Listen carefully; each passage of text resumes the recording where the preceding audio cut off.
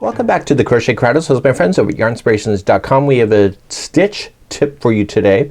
The most unidentified stitch that is ever existing in crochet to my point of view. And in fact, the half double crochet is a stitch that I rarely try to design with because I'm most likely going to send crocheters over the top for missing stitches.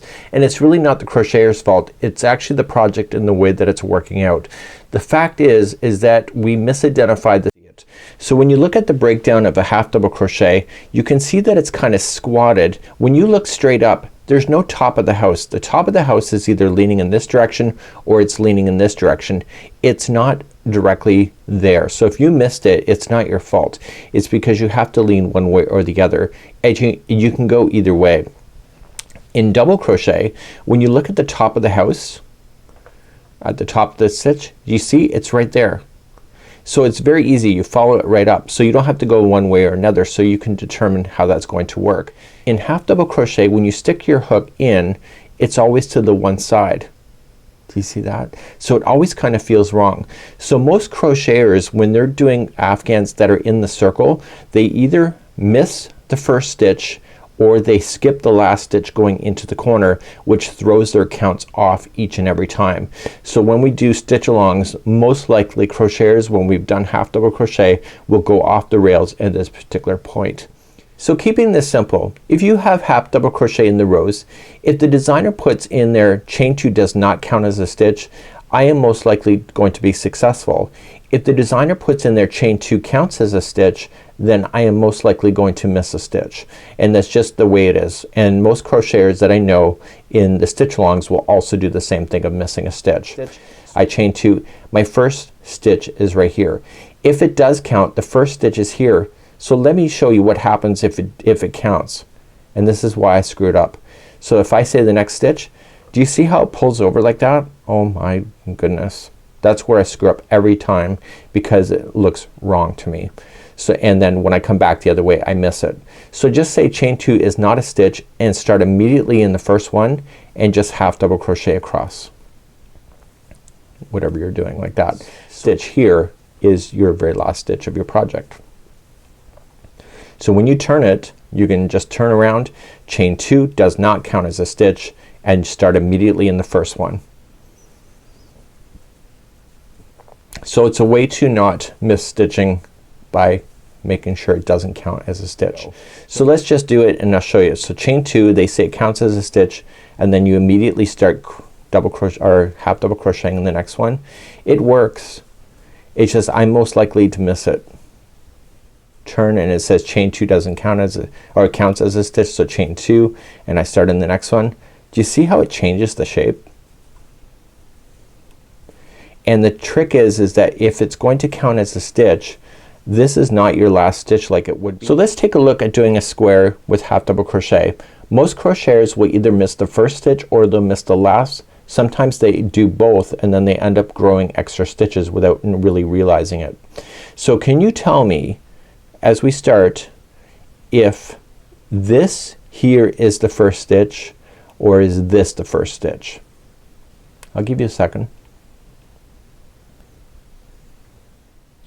This, or does it matter? Let's look at the end of this. Is the end of the stitch, the end of the row, is it here or is it here?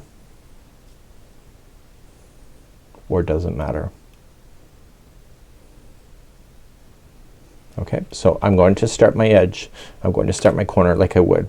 If I do half double crochet in a design, I will usually say chain 2 does not count as a stitch, and I'm doing that on purpose just like I showed you with starting a row. And so usually it's two half double crochets that make up a corner. So if this is not a stitch, this chain 2, then I have to throw in 2 half double crochets.